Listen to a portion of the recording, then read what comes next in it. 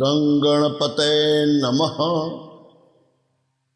खर्वम अस्थूलतनुं गजेन्द्रवदनं लंबोदरं सुंदरं प्रस्यन्दन्मदगन्धलुब्धमधुपव्यालोलगण्डस्थलं दन्ताघातविदारितारिरुधिरैः सिन्दूरशोभाकरम् वन्दे शैलसुतासुतं गणपतिं सिद्धिं प्रदं कामदम्। या श्रीः स्वयं सुकृतीनां भवनेष्वलक्ष्मीः पापात्मनां कीर्तध्यां हृदयेषु बुद्धि श्रद्धा सतां कुलजनप्रभवस्य लज्जा तां त्वां नतः अस्म परिपालय देवी विश्वम्।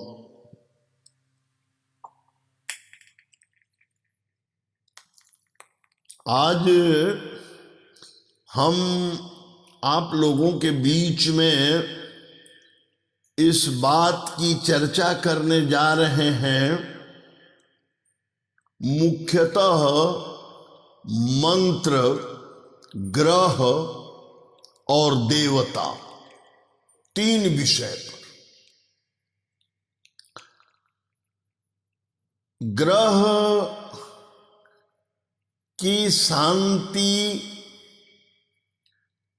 प्रतिकूल ग्रह के प्रभाव को कम या विनष्ट करने के लिए मंत्र की कैसे आराधना करनी चाहिए, साथ ही किन ग्रहों में किन देवताओं की किस मंत्र के द्वारा आराधना करनी चाहिए। बहुत ही एक गहन प्रश्न है, लोग मुझसे अक्सर करते हैं कि गुरुजी मैं बहुत पूजा करता हूं, लेकिन मेरी परेशानी और बढ़ते जाती है। सही बात है, अगर ग्रह के प्रतिकूल देवता की पूजा आप जितना करेंगे उतना ही आपकी परेशानी बढ़ेगी। जैसे राहु ग्रह का प्रतिकूल प्रभाव चल रहा है आपके जीवन पर, और आप कृष्ण की, राम की या मां दुर्गा की आराधना कर रहे हैं, तो आपकी परेशानी बढ़ेगी, ये निश्चित जान लो। क्योंकि राहु केतु जो भी छायात्मज या प्रतिकूल राक्षसी मनोवृत्ति के ग्रह हैं, उनमें कभी भी उन देवताओं की आराधना नहीं करनी चाहिए जो राक्षसी या राक्षसों के नाश करने के लिए जिनका अवतार हुआ है। ये बात का हमेशा ख्याल रखना चाहिए। अतः कौन से ग्रह में किस मंत्र का और किन देवताओं के द्वारा शांति की जाए, इसकी जानकारी आपको एक जानकार, योग्य, अनुभवी ज्योतिषी के द्वारा प्राप्त करनी चाहिए। जैसे हमारे 9 ग्रह हैं, और 9 ग्रह में 3-3 तरह के मंत्र की मैं विवेचना कर रहा हूं। वैदिक मंत्र, तांत्रिक मंत्र और नमस्कार मंत्र। यह बात आप जान लें कि वैदिक या तांत्रिक मंत्र जप करने से पहले नमस्कार मंत्र को हाथ जोड़ करके 11 बार उस ग्रह के प्रति निष्ठा से आदर पूर्वक प्रणत भाव से करना चाहिए।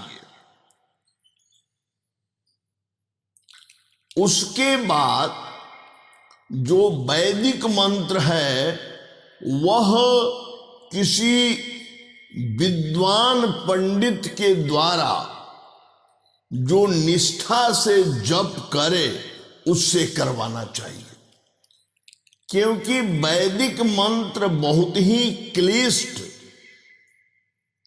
होता है और तांत्रिक मंत्र का आप स्वयं जप कर सकते हैं, क्योंकि वह आसान है और उसमें समय भी कम लगता है। आज के इस आपाधापी के जीवन में आपको सरल ढंग से ऐसे मंत्रों का प्रयोग करना है जो आसानी से कम समय में पूरा हो जाए। इसलिए हम सबसे पहले आप लोगों के बीच में 9 ग्रहों के तीनों प्रकार के मंत्रों की जानकारी दे रहे हैं।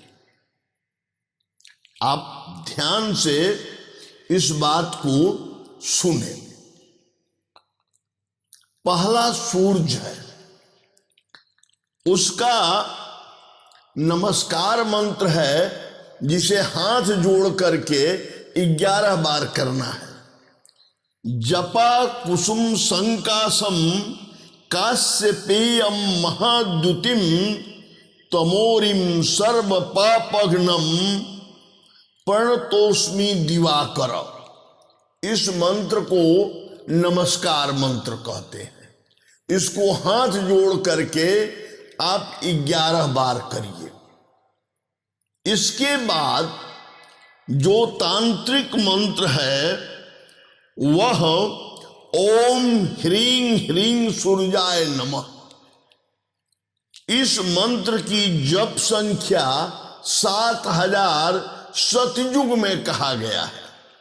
कलयुग में इसकी जप की संख्या 28,000 होनी चाहिए और उसका दशांश 2800 और करनी चाहिए। उसके बाद हवन करनी चाहिए, तब जप का फल प्राप्त होता है। इसका वैदिक मंत्र जो है वो विद्वान पंडितों के द्वारा, जो विद्वान के साथ साथ कर्मनिष्ठ भी हों, जो ब्राह्मण वृत्ति में पूर्ण आस्था विश्वास रखते हों, वैसे ब्राह्मण से कराना चाहिए। वह मंत्र है ओम आकृष्णेन रजसा वर्तमानो निवेशयन मृतम मर्त्यंच हिरण्येनी सविता रथेन देवो याति भुवनान पश्यन्। अर्थात सूरज का 3 प्रकार के मंत्रों की मैंने चर्चा किया। एक नमस्कार, एक तांत्रिक और एक वैदिक। वैदिक मंत्र की भी संख्या उतनी ही होनी चाहिए जितनी संख्या तांत्रिक मंत्र की है, यानी 28,000 इसकी जप होनी चाहिए। अब हम दूसरे ग्रह चंद्रमा पर आते हैं। चंद्रमा का नमस्कार मंत्र है दधि शंख तुषाराभम क्षीरोदार्णव संभवम नमामि शशिनम भक्त्या संभोर मुकुट भूषणम। इसको 11 बार हाथ जोड़ करके चंद्रमा का ध्यान करके इसको करना चाहिए। तब इसका जो है वो तांत्रिक मंत्र है ओम ऐं ह्रीं सोमाय नमः। ओम ऐं ह्रीं सोमाय नमः। इसकी जप संख्या सतयुग में 11,000 बताया गया है, लेकिन कलयुग में 44,000 होनी चाहिए। इसका वैदिक मंत्र जो है वह इस प्रकार है ओम इमं देवा अस्पतना स्वगंगम महते क्षेत्राय महते ज्येष्ठाय महते जान राज्या इंद्रस इंद्याय इम ममुष्य पुत्र ममुष्यई पुत्र मत्स्यई 20 एष ओसी राजा सोमो अस्माकं ब्रह्मणा ना ग्वंग राजा। ये मंत्र देखिए कितना क्लिष्ट है। इस मंत्र की जप भी उतनी ही होनी चाहिए, यानी 44,000। सूर्य का मंत्र जप करते समय ब्राह्मण को सूर्य का रंग, यानी जो सुबह में सूर्य का रंग जो होता है उस रंग का वस्त्र धारण करके सूर्य का पूजा करना चाहिए। और चंद्रमा का जप जो है वो सफेद उजला रंग का वस्त्र धारण करके और उजला फूल उजला चावल आदि पूजा में प्रयोग करना चाहिए। इसके बाद मंगल ग्रह का नंबर आता है। इसका जो है वो नमस्कार मंत्र है धरणी गर्भ संभूतम विद्युत कांति संप्रभम कुमारम शक्ति हस्तम तम मंगलम प्रणमाम्यहम। इस मंत्र का जप ये इसको आप 11 बार करें हाथ जोड़कर। इसके बाद इसका तांत्रिक मंत्र है ओम ह्रीं श्रीं मंगलाय नमः। इसकी जप की संख्या 10,000 है, यानी 40,000 होना चाहिए। इसका वैदिक मंत्र है ओम अग्नि मूर्धा दिवः ककुत्पति पृथिव्याम अयम अपा ग्वंग ऋता गुंसी जिनवती। इस मंत्र को ब्राह्मण के द्वारा कराना चाहिए और इसमें लाल वस्त्र का लाल रंग का प्रयोग करना चाहिए। मंगल का लाल रंग है। उसके बाद बुध का नंबर आता है।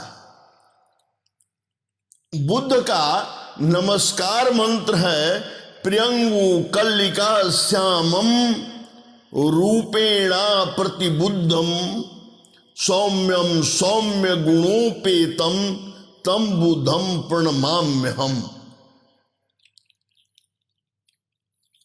ये नमस्कार मंत्र है।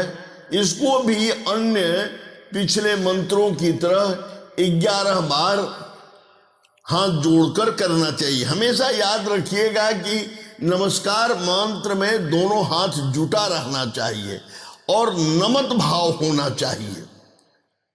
इसका तांत्रिक मंत्र है ओम ऐं श्रीं श्रीं बुद्धाय नमः। ओम ऐं श्रीं श्रीं बुद्धाय नमः। इसकी जप संख्या 9000 बताया गया है, यानी कलयुग में 36,000 करना है। और हर मंत्र का जप का दशांश भी जप करना चाहिए, यानी 36,000 का 3,600 और जप अलग से कर 36,000 जप कर लेने के बाद करना चाहिए। इसका वैदिक मंत्र है ओम उद्बुद्ध स्वाग्ने प्रति जाग्रही त्वमिष्ठा पुरते स्वं सृजम थामयंच अस्मिन्नत् सधस्ते अद्धूतर अस्मिन् विश्वे देवा यजमान सिद्धत। ये वैदिक मंत्र हुआ। और इसका जप, वैदिक मंत्र का जब भी जप आप बुद्ध आपकी कुंडली में अनिष्ट भाव दे रहा है तो आप किसी ब्राह्मण से इसे कराएं, वैदिक मंत्र से जप। और ब्राह्मण को हरा वस्त्र में धारण करके जप करने के लिए कहा जाए। इसके बाद 5वां नंबर पर बृहस्पति ग्रह आता है। उसका नमस्कार मंत्र है देवानाम च ऋषीणाम च गुरुम कांचन सन्निभम बुद्धिभूतम त्रिलोकेशम तम नमामि बृहस्पति। इसको 11 बार नमस्कार करके करिए प्रणत भाव से। और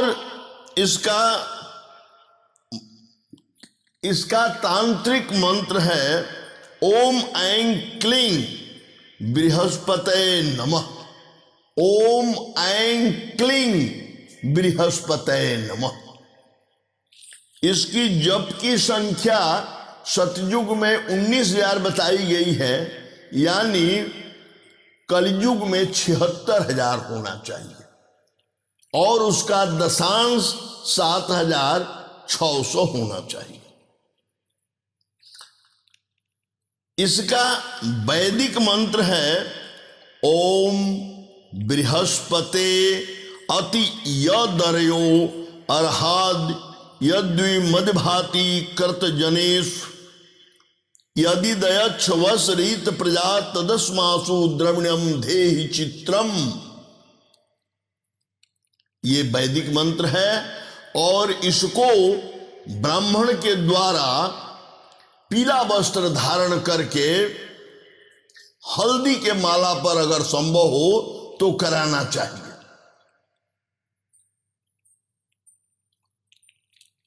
बुद्ध का जप हरा रंग के मरगज के माला से कराना चाहिए। इसके बाद शुक्र की 6ठा नंबर पर शुक्र ग्रह आता है। उसका जो नमस्कार मंत्र है हिम कुंद मृणालाभम दैत्यानाम परमम गुरुम सर्वशास्त्र प्रवक्तारम भार्गवम प्रणमाम्यहम। ये इसका नमस्कार मंत्र है। और इसको बहुत विनीत भाव से, शुक्र ग्रह जो है, ये शुक्राचार्य जो है बहुत जल्दी क्रोधित भी हो जाते हैं। बहुत विनीत भाव से, प्रणत भाव से इनको प्रणाम करना चाहिए। और इनका तांत्रिक मंत्र है ओम ह्रीं श्रीं शुक्राय नमः। इसकी जप संख्या सतयुग में 16,000 बताया गया है, कलयुग में 64,000 होना चाहिए।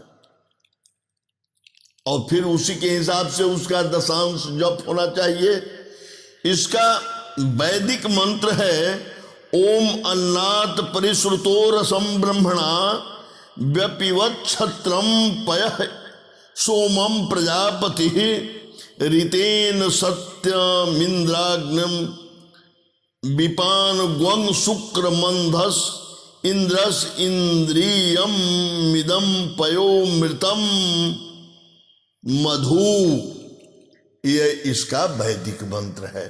इसका चमकीला उजला कपड़ा हो तो उसको धारण करके ब्राह्मण के द्वारा कराना चाहिए, और इसमें ब्राह्मण को उजला खीर वगैरह खिलाना चाहिए।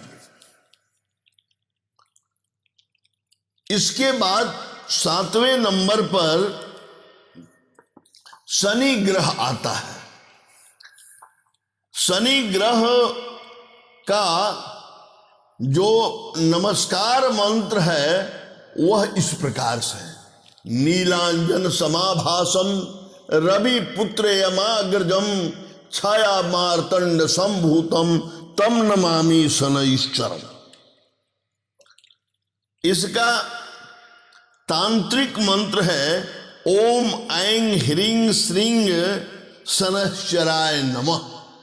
इसकी जप संख्या 23,000 है, यानी कलयुग में 92,000 करना है। और इसका वैदिक मंत्र है ओम सन्नो देवी रभिष्टय आपो भवन्तु पीतये सन्नो रभि स्रवन्तु न। इसका जप ब्राह्मण से नीला वस्त्र धारण करके कराना चाहिए।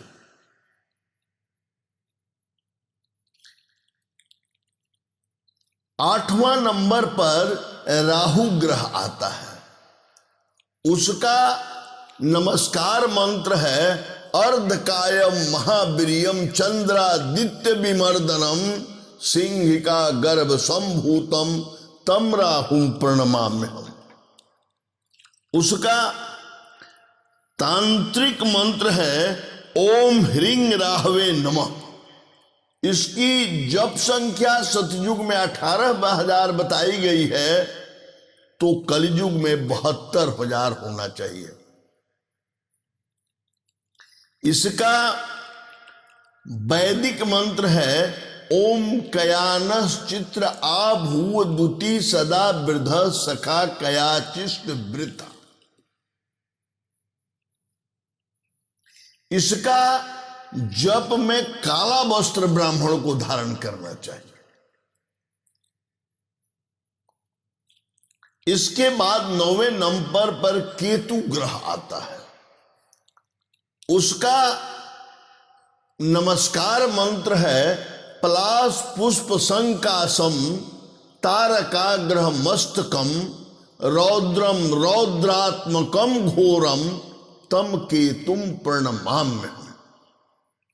इसका तांत्रिक मंत्र है ओम ऐं ह्रीं केतवे नमः। इसकी जप संख्या 17,000 है। और इसका वैदिक मंत्र है ओम केतुम केतवे ओम केतुम केतवे पेशो मर्या समुखे रजा यथा। इस मंत्र को ब्राह्मण के द्वारा जप कराना चाहिए।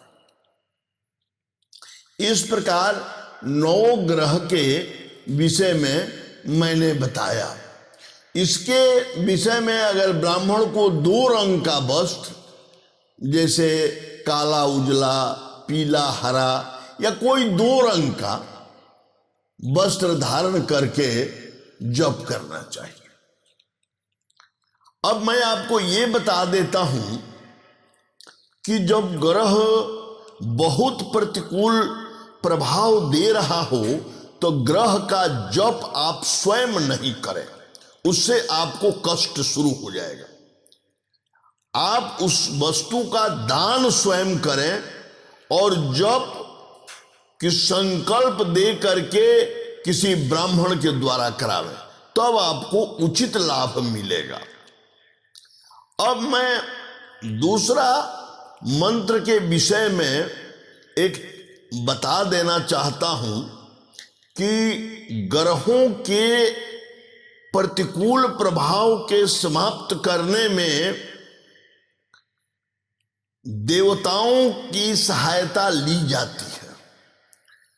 कौन से ग्रह में कौन से देवता की सहायता लेना उचित होगा और उसमें आपको सही लाभ मिलेगा, इस पर अब हम चर्चा करने जा रहे हैं। देखिए, कभी भी राहु केतु शनि आदि का कुप्रभाव हो तो उसमें दुर्गा या कृष्ण राम आदि की सहायता नहीं लेनी चाहिए, भूल करके भी। उसमें आप भगवान शिव, गणेश, हनुमान आदि देवताओं की सहायता ले सकते हैं। हनुमान से भी ज्यादा मेरे विचार से शिव और गणेश की ही कृपा लेनी चाहिए। जब आप पर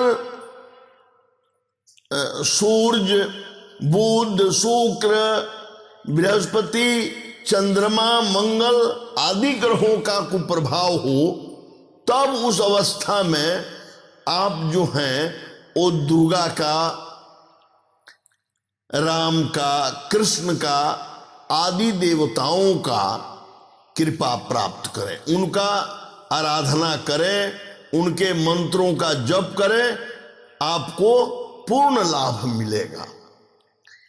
दूसरी बात यह है, देखिए, दुर्गा का प्रादुर्भाव हुआ है राक्षसों को मारने के लिए, राक्षसों को विनाश करने के लिए। तो इसलिए राक्षस उनसे द्वेष की भावना रखते हैं, उनसे बदले की भावना रखते हैं। उनके जब प्रतिकूल समय राहु या केतु या इन ग्रहों का चल रहा हो तो उसमें दुर्गा आदि, कृष्ण का भी प्रादुर्भाव हुआ राक्षसों को मारने के लिए। कई राक्षसों को अपने जीवन में उन्होंने मुक्ति दिया। राम ने भी रावण रूपी राक्षस का अंत किया। इसलिए राक्षसी प्रवृत्ति वाले ग्रहों की दशा में कभी भी इन देवताओं की आराधना नहीं करनी चाहिए, उससे और वे रुष्ट हो जाते हैं। पर भगवान शिव सबके प्यारे, वो चाहे देवता हो या राक्षस हो। तो इसलिए इन शुभ ग्रहों की अवस्था में भी और अशुभ ग्रहों की अवस्था में भी आप भगवान शिव या गणेश की आराधना कर सकते हैं। एक बात, दुर्गा सप्तशती में कई अमोघ मंत्र है। पहले तो आप दुर्गा सप्तशती के विषय में जान लें। मार्कंडेय पुराण से मंत्रों, 700 मंत्रों का संग्रह लेकर ऋषियों ने दुर्गा सप्तशती का निर्माण किया। उसमें 3 चरित्र का वर्णन किया गया है। प्रथम चरित्र महाकाली की है, ये सतयुग का दर्शाता है।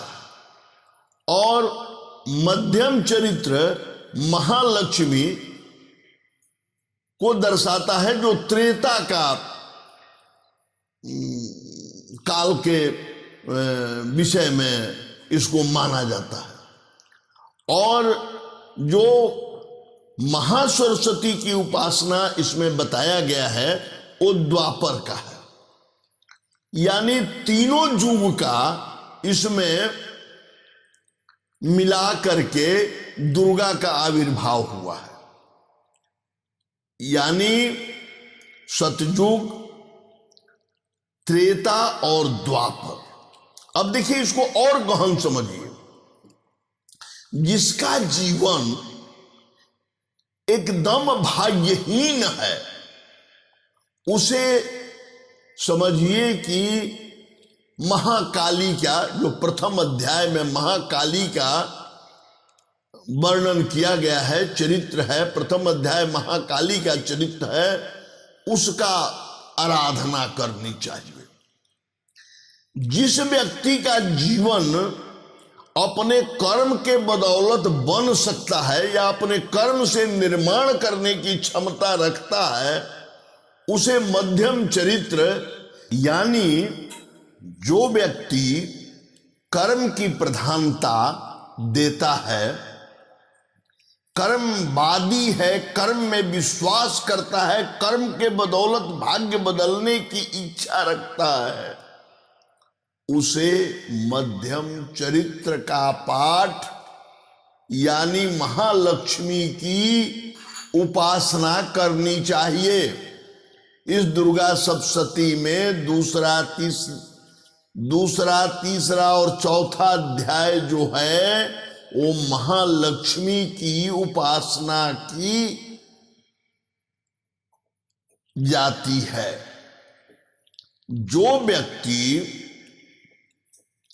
भाग्यवान है पर परिस्थिति बस उसका समय प्रतिकूल हो गया है, बहुत कुलीन भाग्यवान परिवार में जन्म है, लेकिन प्रतिकूल समय चल रहा है, वैसे व्यक्ति को उत्तम चरित्र, उत्तर चरित्र का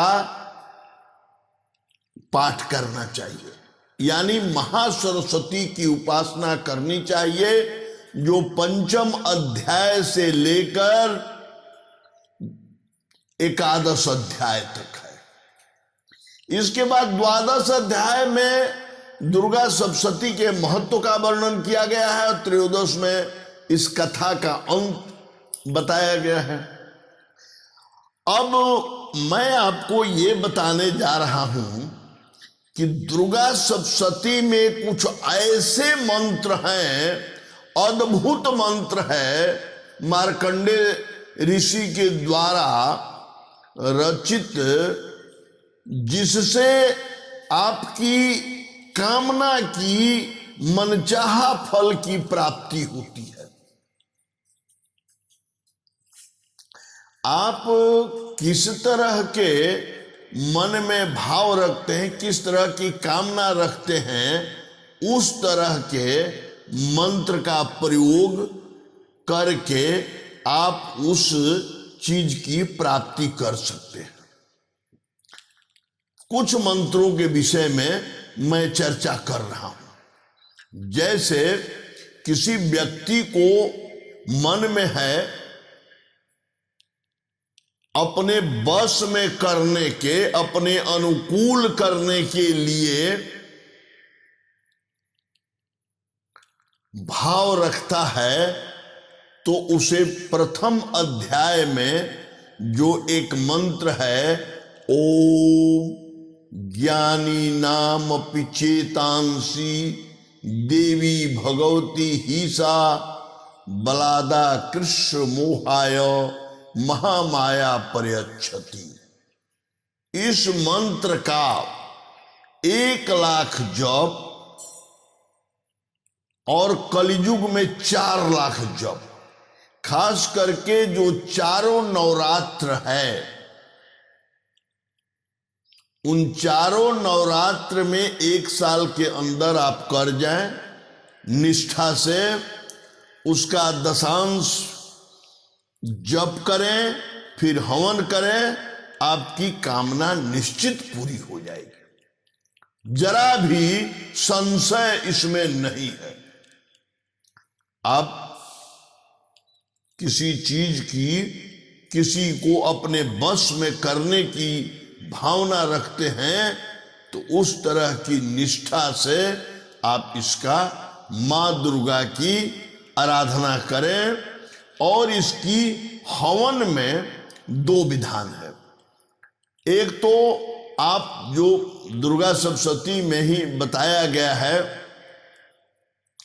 कि गाय के दूध का खीर हो, तिल हो और घी मिश्रित हवन करें, या अभी शहर में आप रहते हैं तो इतनी हवन के जलाने में भी आपको थोड़ा दिक्कत हो सकता है, तो ऐसी स्थिति में गड़ी के गोले को छोटे छोटे टुकड़े में काट कर और किशमिश, ये दोनों को मिलाकर घी में मिला दीजिए और उससे आप हवन करें। हवन करें और इसका जिस तरह से विधान बताया गया है वैसे आप पूरी तरह से करें, आपको लाभ होगा। दूसरा, दरिद्रता दूर करने के लिए और अपने अंदर दुर्बुद्धि आ गई हो, मान लीजिए कि आपका बच्चा बिगड़ैल हो गया है, आपकी बात नहीं सुनता है और उसका कहीं काम में सफलता भी नहीं मिल रही है, तो उसके लिए आप दुर्गा सप्तशती के चतुर्थ अध्याय में मंत्र है, दुर्गे स्मृता हरस भीतिम शेष जंतु स्वस्थ स्मृता मतिमति वसुमाम ददासी दारिद्र दुख भय हारिणी का तुदन्या सर्वोपकार करनाय सदार्द्र चिता। ये दरिद्रता को दूर करने के लिए और दुर्बुद्धि को समाप्त करने के लिए इस मंत्र का प्रयोग करना चाहिए, इससे काफी लाभ होगा। निश्चित तौर पर इससे आशातीत लाभ होगा और सभी प्रकार की मंगल कामना के लिए सर्व मंगल मांगल्ये शिवे सर्वार्थ साधिके शरण्ये त्र्यंबके गौरी नारायणी नमोस्तुते, इस मंत्र का प्रयोग करना चाहिए। माता से प्रेम करने के लिए, माता से लगाव रखने के लिए, माता का भाव प्राप्त करने के लिए शरणागत दीनार्थ परित्राण परायणे सर्वस आर्त हरे देवी नारायणी नमोस्तुते, इस मंत्र का प्रयोग करना चाहिए। अगर कोई व्यक्ति रोग से ग्रसित है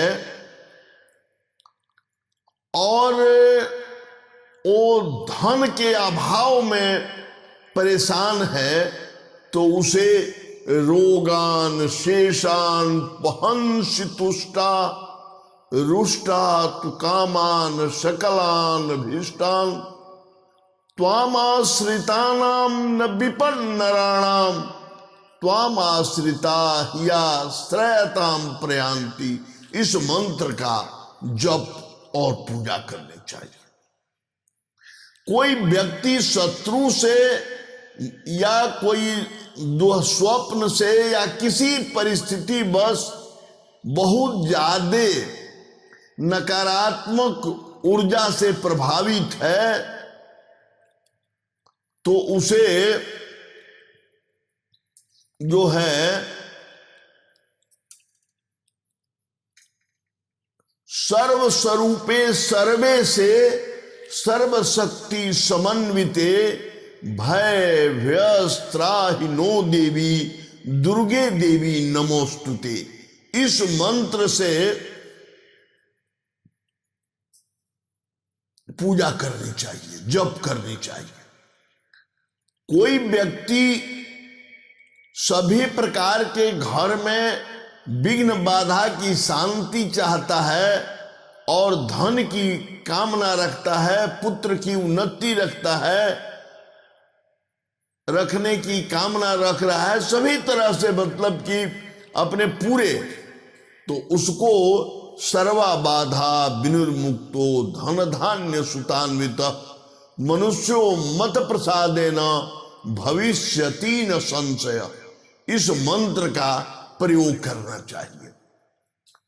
कोई व्यक्ति शत्रु के विनाश चाहता है, शत्रु की नाश करने की भाव रखता है, तो उसको सर्वा बाधा प्रशमनम त्रैलोक्य सखिलेश्वरी एवमेव त्वया कार्य मस्मद वैरी विनाशनम, इस मंत्र से जप और पूजा करनी चाहिए। जैसा मैं बताया, कोई व्यक्ति उच्च पद की कामना रखता है, समाज में प्रतिष्ठा और उच्च पद के भाव रखता है, तो उसे ते सम्मता जनपदेषु धनानि तेषां यशांसि न च सीदति धर्म वर्ग धन्यास्त एवं निभृतात मजमृतदारा ये शाम सदा दयदा भवती प्रसन्ना। इस मंत्र से जप और पूजा करनी चाहिए। दुर्गा सप्तशती में तो अनेकों मंत्र हैं, लेकिन मैंने आपसे इन कुछ मंत्रों के विषय में चर्चा किया। इसका आप प्रयोग करें और इससे काफी लाभ होगा। आप कष्ट से मुक्ति पालेंगे। लेकिन एक बात का हमेशा ख्याल रखेंगे कि किसी योग्य ज्योतिषी से अपनी जन्म पत्रिका को दिखाकर और उससे ग्रह की जानकारी लेकर के ही कोई पूजा शुरू करें। ऐसा नहीं कि आपको उस पूजा में अविश्वास उत्पन्न हो जाए।